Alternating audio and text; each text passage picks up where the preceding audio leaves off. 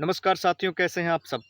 आज के इस वीडियो में हम बात करेंगे जात्यंती तेल के बारे में। तो बहुत सारे क्वेश्चन बनते हैं जैसे आपने बहुत वीडियो देखी होगी लेकिन उसमें सारे क्वेश्चंस को कवर नहीं किया जाता है, राइट? तो क्या है इसमें, कैसे लगाना है और किन-किन रोगों में लगाना है, ये इस वीडियो में कवर किया जाएगा, राइट? पहला सवाल ये बनता है कि क्या ये वेजाइना की खुजली में यूज़ किया जा सकता है क्या? तो बिल्कुल किया जा सकता है, कोई प्रॉब्लम नहीं। और दूसरा सवाल ये बनता है कि सर जो हमारी पेनिस होती है उसके टॉप पे हम यूज़ कर सकते हैं क्या जब खुजली होती है?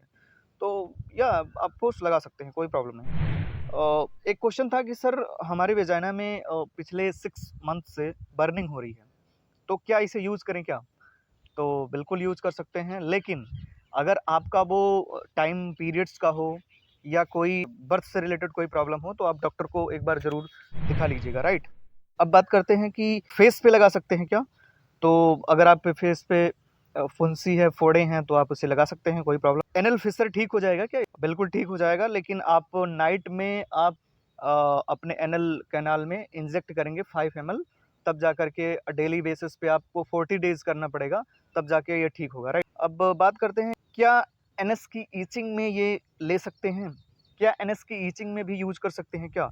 तो आप ज़रूर यूज़ करें, साथ में एक ज़ोल एफ क्रीम आती है, वो आप लगा। इसका ऑनलाइन रेट क्या है? तो इसका ऑनलाइन रेट देखिए आपको वेरी करता है, लेकिन डिस्क्रिप्शन में लिंक है, जाकर के आप चेक कर। ये मुँह के अंदर लगा सकते हैं क्या? नहीं, ये ओनली एक्सटर्नल है, इंटरनल में आप इसे यूज़ नहीं करेंगे, राइट? पाइल्स में यूज़ कर सकते हैं, बिल्कुल कर सकते हैं।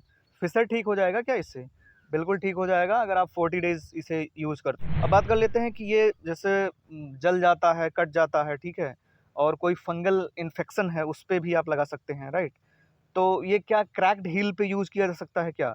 अगर हमारी क्रैक्ड निप्पल है, उस पे यूज़ किया जा सकता है क्या? किया जा सकता है। एंड अब बात कर लेते हैं कि ये किन-किन जैसे आपके पैर में कहीं चोट लग गई, जल गया, ठीक है? ये आप यूज़ कर सकते हैं और ये एक्जिमा और सिफिलिस जैसे रोगों में भी ये यूज़ किया जा सकता है। अब बात कर लेते हैं कि इसके इंग्रीडिएंट के बारे में, क्या-क्या इंग्रीडिएंट है और क्यों इसे ही यूज़ करना है, ये बातें हम आपको बताने वाले हैं। तो देखिए इसमें मजिस्टा है, हरितदारा है, नीम पत्र है, पटोला पत्र है, करंज पत्र है, कटुका है, ठीक है? तिल का तेल से बना हुआ है और हल्दी है, सरीबा है।